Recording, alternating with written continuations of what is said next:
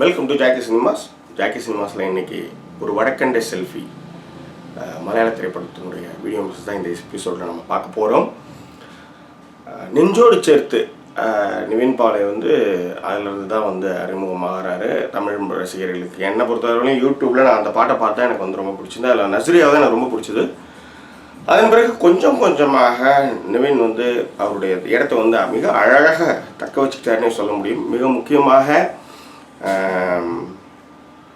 ஓம் சாந்தி ஓஷானா திரைப்படத்தில் அவருடைய நடிப்பும் அந்த பாடி லாங்குவேஜும் மிகச்சிறந்த ஒரு நடிகருக்கான இலக்கணத்தை நிவின் வழங்கினாருன்னு மறுப்பதற்கில்லை.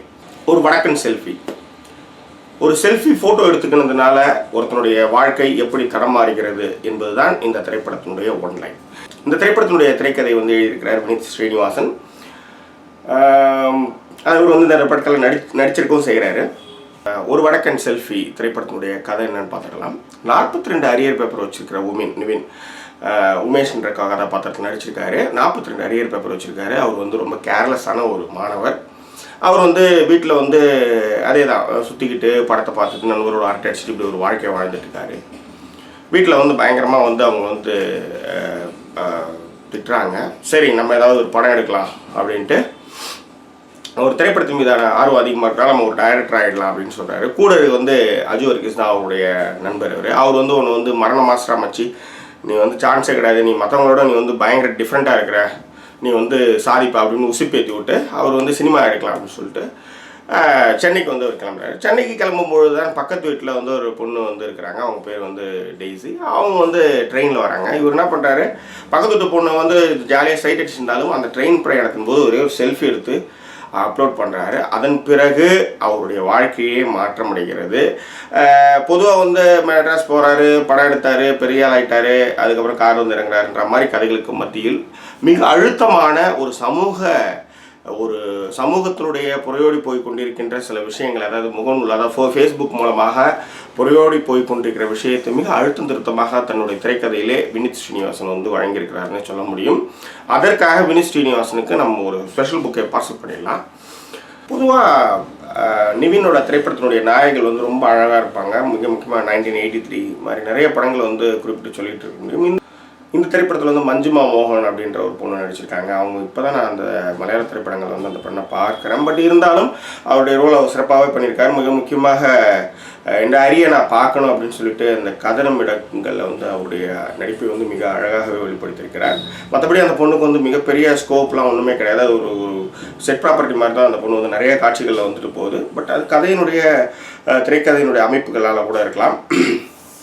எனிவே முகநூல், அதாவது ஃபேஸ்புக் மூலமாக எந்த அளவுக்கு படித்த பெண்களே தாங்கள் இழந்து கொள்கிறார்கள், தாங்கள் எந்த அளவுக்கு மடத்தனத்தோடு அவங்க வெளிப்படுறாங்கன்றதை இந்த திரைப்படம் சமூகத்திற்கு மிக அற்புதமான ஒரு கதையை சொல்லியிருக்கு. இருந்தாலும் திரைக்கதையினுடைய பின்பகுதி இருக்கு இல்லையா, இந்த சென்னையில் தேடுறது அதெல்லாம் ஓகே. அதன் பிறகு அவங்க பழனி, அதுக்கப்புறம் தாராபுரம்ன்றது மாதிரி நிறைய இடங்களுக்கு இந்த கதை ட்ராவல் பண்ணுறப்ப ஒரு அயற்சி ஏற்படுவது நம்ம தவிர்க்க முடியல. பட் இருந்தாலும் இந்த திரைப்படத்தை நிறைய இடங்களில் ரசிக்க வைப்பவர்கள் நிவினும் அஜு வர்கீஸும் தான். சான்ஸே கிடையாது. ஏன்னா நிவினுடைய ஒவ்வொரு எக்ஸ்பிரஷன்ஸுமே பியூட்டிஃபுல்லான எக்ஸ்பிரஷன்ஸு. மிக முக்கியமாக சின்ன பையன் சின்ன பையன் எப்படி பண்ணும் அப்படின்ற மாதிரியான அந்த எக்ஸ்பிரஷன்ஸ்லாம் ரொம்ப அருமையாகவே அவர் கொடுக்குறாரு. சிம்பிளாக தான் அப்பனை பற்றி ரொம்ப பெருமையாக பேசின ஒரு பையனை பார்த்துட்டு தான் அப்பங்கிட்டையும் ஃபோன் பண்ணிட்டு ஒரு ஃபோன் எடுத்து இப்போ வாங்கி கட்டிக்கிற அந்த இடத்துல நிவின் கொடுக்குற அந்த எக்ஸ்பிரஷன்ஸ் லவ்வபுளாக இருக்குது. இந்த திரைப்படத்துக்கு இசை ஷான் ரஹ்மான் அமைச்சிருக்காரு. அவங்க இந்த சென்னை எங்களுக்கு கை கொடுணும் அப்படின்ற மாதிரி அந்த பாடல், சென்னைக்கான அந்த மாண்டேஜ் ஷாட்ஸ்லாம் ரொம்ப நல்லாவே இருக்குது. அப்புறம் அந்த இன்ஜினியரிங் காலேஜில் அவர் ஃபோன் பண்ணி பேசுகிறப்ப அந்த பாட்டும் ரொம்ப நல்லாவே இருந்தது. இந்த திரைப்படத்திற்கான ஒளிப்பதிவு சோமன் சான் அப்படின்றவர் பண்ணியிருக்காரு. மிக முக்கியமாக சென்னையினுடைய மாண்டேஜ் ஷாட்ஸ்லாம் பியூட்டிஃபுல்லாக ரொம்ப லவ்வபுளாக பண்ணியிருக்காங்க. கேரளாவை அழகாக காமிக்கிறது வேறு, பட் சென்னை அழகாக காமிக்கிறதுன்றது சாதாரண விஷயம் இல்லை. சென்னையும் அதன் பிறகு பழனி, தமிழ்நாட்டில் பல ஊர்களில் பயணிக்கிறது திரைக்கதை, அதனால் ரொம்ப அழகாக காமிச்சிருக்காரு. அது மட்டும் இல்லை, சென்னையை காமிக்கிறப்பெல்லாம் தேட்டரில் மிகப்பெரிய கைத்தட்டல், நிறைய மல்லூஸ் பயங்கரமாக கைதட்டி என்ஜாய் பண்ணாங்கன்னு சொல்ல முடியும். ஸோ ஒரு வடக்கன் செல்ஃபி, ஒரு நார்மலான ஒரு திரைப்படம் தான். இருந்தாலும் கொஞ்சம் காமெடி ஜானரில் நல்ல ஒரு விஷயத்தை சொல்லியிருக்காங்க. பட் அந்த நல்ல விஷயத்தை சொல்கிற இடத்துல இன்டர்வலுக்கு பின் வந்து கொஞ்சம் சவன் போகிற திரைக்கதையை மட்டும் கொஞ்சம் கிறிஸ்ப் பண்ணியிருக்காங்கன்னா இன்னும் இது வந்து ரொம்ப ஒரு கிறிஸ்பான ஒரு மூவியாக மாறி இருக்குன்றது என்னுடைய தாழ்மையான அபிப்பிராயம். மிக முக்கியமாக பெண்கள் அதாவது கல்லூரி பெண்கள், ஃபேஸ்புக் பயன்படுத்துகிற பெண்கள் வந்து திரைப்படத்தை அவசியம் பார்க்க வேண்டுமா நான் கேட்டுக்கொள்கின்றேன். ஒரு சீனில் வந்து பாவி சிங்பா வர்றாரு, வந்தாலும் தேட்டரில் வந்து செம கிளாப்ஸு. இந்த திரைப்படத்தை வந்து பிரஜித் வந்து இயக்கியிருக்கிறாரு. இன்டர்வலுக்கு பின்னான அந்த போர்ஷன்ஸ், தமிழ்நாடு போர்ஷன்ஸ், அந்த ட்ராவலிங் போர்ஷன்ஸ் மட்டும் கொஞ்சம் கட் பண்ணியிருந்தாங்கன்னா இன்னும் அந்த படம் வந்து கிறிஸ்பாக இருக்கும். பட் இருந்தாலும் மிக இயல்பாக நம்ம நெக்ஸ்ட் டோர், த பாய் நெக்ஸ்ட் டோர் பீப்புள்ஸ் வந்து பேசிக்கிற மாதிரியான திரைக்கதை அமைப்பில் இந்த திரைப்படம் வந்து நிமிர்ந்து ஒர்க்காதுன்னு சொல்ல முடியும். அவருக்கு ஸ்பெஷல் பொக்கே.